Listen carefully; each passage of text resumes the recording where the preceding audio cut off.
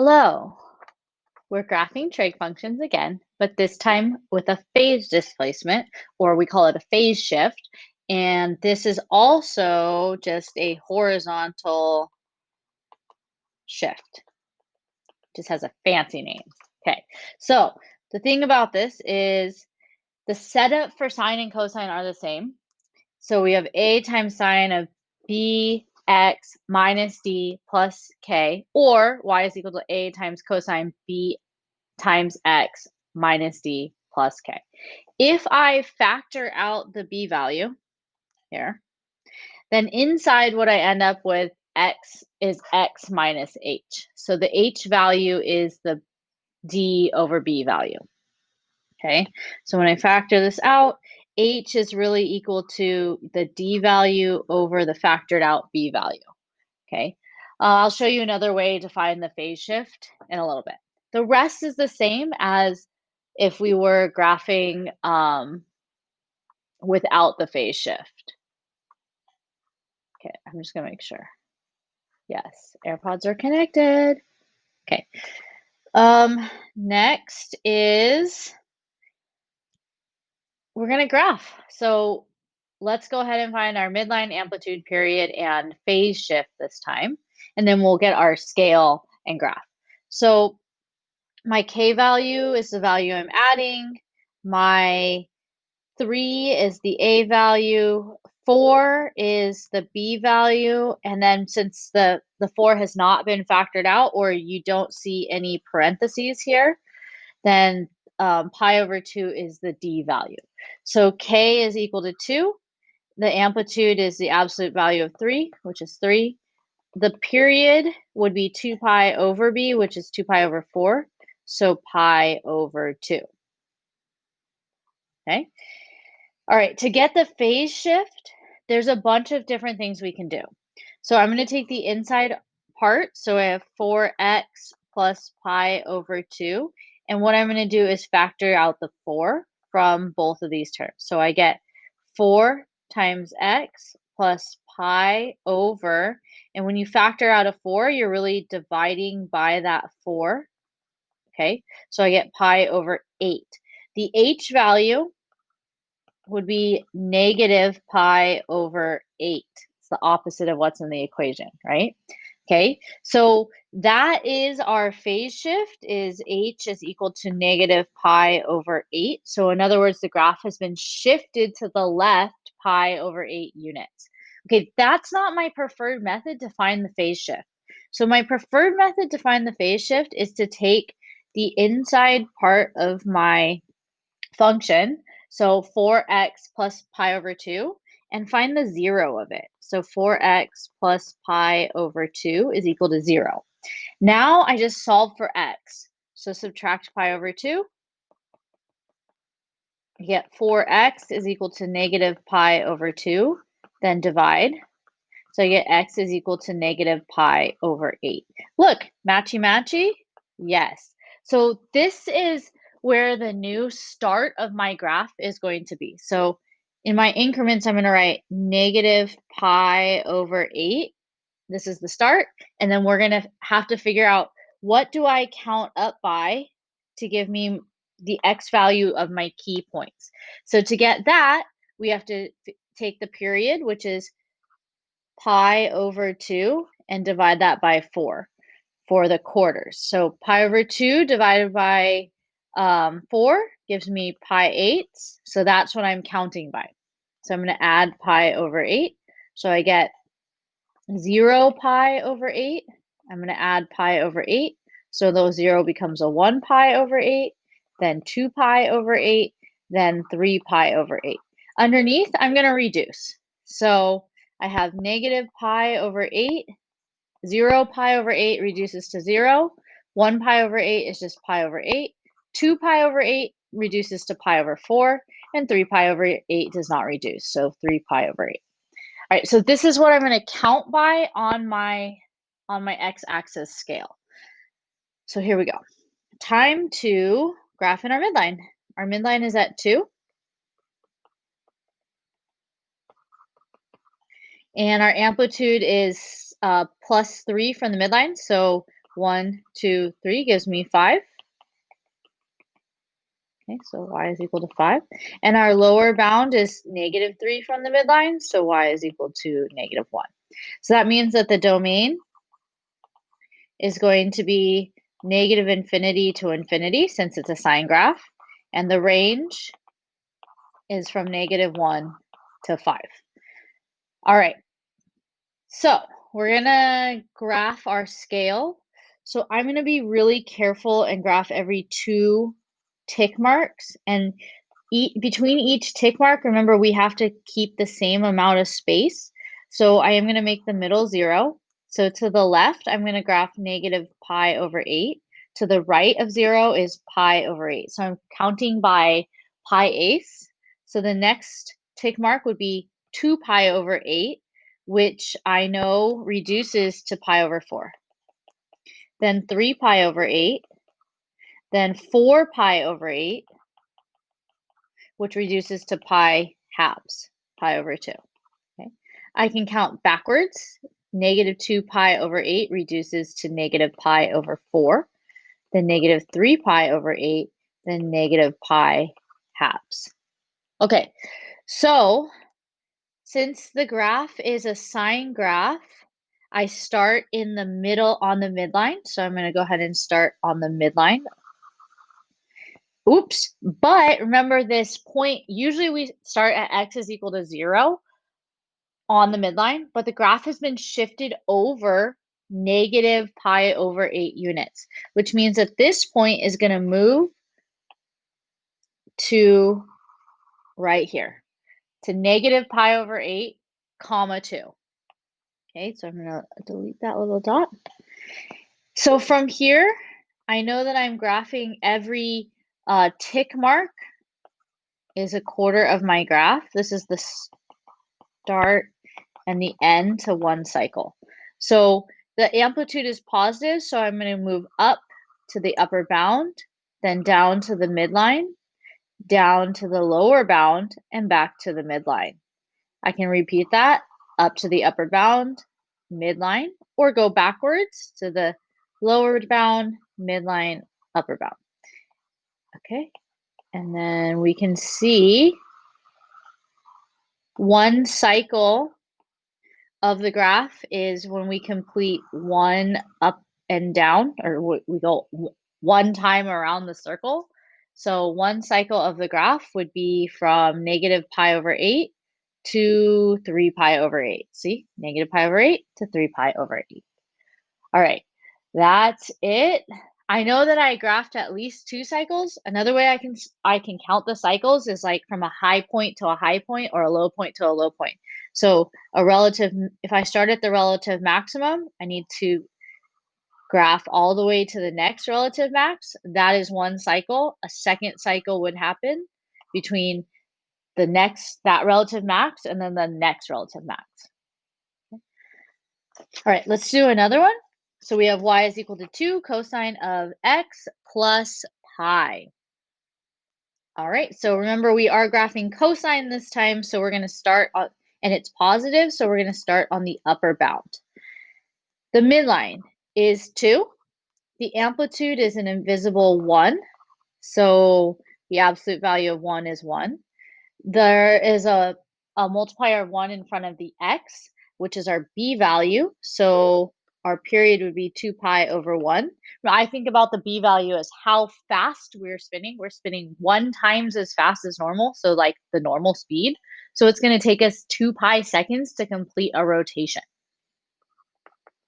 So our period is 2 pi. The phase shift, I take the inside argument, so x plus pi, and I set it equal to 0. Then I solve for x. This is my preferred method. Okay, so we have a phase shift of h is equal to -pi. All right, so it means that our graph has been shifted to the left pi units. I'm also going to put my starting value to my cycle at x is equal to -pi, and then I need to figure out how are we counting to get to the ending value. Okay, So to figure out how we count, we take the period, which is 2 pi, divide it by 4 for quarters, and I end up with pi over 2. So I'm counting by adding pi halves between each tick mark. So I got negative, and then maybe actually what I'm going to do here is I'm going to go this way. I'm going to add pi over 2 and add pi over 2 and add pi over 2, and lastly add pi over 2. So since I'm adding pi over 2, I'm just going to change this x to be negative 2 pi over 2, which is equal to negative pi, right? The 2 over 2 gives me 1. So then it's easier for me to add a half. So I just look at my numerator, negative 2 pi over 2 will change to negative pi over 2. Add 1 to the numerator, so 0 pi over 2. Then 1 pi over 2 and 2 pi over 2. Okay, so I can reduce these pretty easily now. This one stays the same. This is going to be 0. 1 pi over 2 stays the same. 2 pi over 2 is just pi. So let me graph in the tick marks. So I like to skip every other in my graph because there's a little bit more room for me to write. Okay, so I notice 0 is part of my scale, so I'm just going to go start there. And to the right, I am counting by pi over 2. So I'm going to count pi over 2, pi, 3 pi over 2, and 2 pi. So negative pi over 2, negative pi, negative 3 pi over 2, and negative 2 pi. All right, upper bound or midline is 2 again. Amplitude is 1, so I'm going to count up 1 and down 1, which would give me a domain of negative infinity to infinity and a range of 1 to 3. Okay, so we're starting the graph at negative pi, so which is right here at negative pi. And since it's a cosine graph, we're going to start on the upper bound of my range. Then from the upper bound, we're going to go at negative pi over 2. We're going to go to the midline. At 0, we'll be at the lower bound. At pi over 2, we'll be at the midline. Pi, upper bound, midline, lower bound.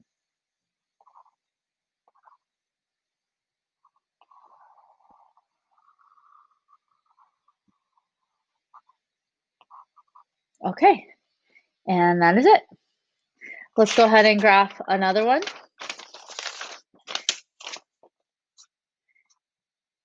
All right, we're going to go a little faster this time. This time, the midline is, let's see, I have my K, my A, my B is 1, and my D value is negative pi. Okay, so the K value is 3, the A value is the absolute value of 1, which is 1. The B value, the period is 2 pi over B, so 2 pi. And then the phase displacement, I'm going to take x minus pi, which is the inside argument of my function, and set that equal to 0. So I get x is equal to pi. So at the start,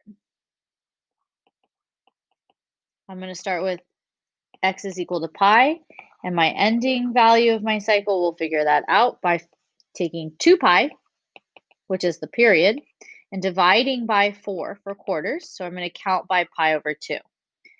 Okay, so I'm going to count by pi over 2. So again, I'm going to start with 2 pi over 2 and add 1 pi over 2. So that gives me 3 pi over 2, then 4 pi over 2, then 5 pi over 2, then 6 pi over 2. And if that freaks you out, then you reduce. So I get x is equal to pi. X is equal to 3 pi over 2, 2 pi, 5 pi over 2, and 3 pi. Okay, so I'm going to start my tick marks here at pi, I'm going to do every mark. So this is pi, 2 pi, 3 pi, 4 pi, and in between would be the halves. Okay, so negative pi, negative 2 pi. You don't have to label them all. So I am going to skip the halves so that we have enough room. Okay, so my midline is at positive 3. So this is my mid at y is equal to positive 3. My amplitude is 1 again, so I'm going to graph 1 from the midline up and 1 from the midline down. Okay, so that means that the domain of my sine function, which starts on the midline, okay, it's going to be negative infinity to infinity. And the range is going to be from 2, the lower bound is at 2 included, and 4 included. All right, so at pi, so I'm going to go to x is equal to pi, and my graph, because it's a sine graph, a positive sine graph, we're going to start right on the midline. So I'm starting on midline, and then from there at 2 pi, I need to be, oh look, 2 pi is the second quarter of my cycle. So in between at 3, this is 3 pi over 2. I know I said I wasn't going to write the halves, but I just did. So at 3 pi over 2, you're going to go up to the upper bound because it's a positive sine graph. You're going up instead of down. Then back to the midline, and then at 5 pi over 2 to the lower bound to the midline. I can't even believe I can write that small. I'm impressed. Okay, so at 7 pi over 2, you're going to go back up to the upper bound, and then at 4 pi, you would be at the midline. This is 2 complete cycles, but I am going to draw it back just because I can. Okay, and that is enough for me.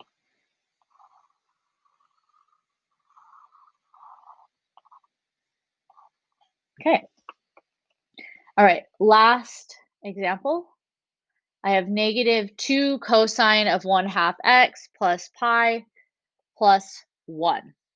All right, this time my negative 2 is my a value, the plus 1 is my k value, the 1/2 is the b value, and because there's no parentheses in here, or the 1/2 has not been factored out of the argument, then we have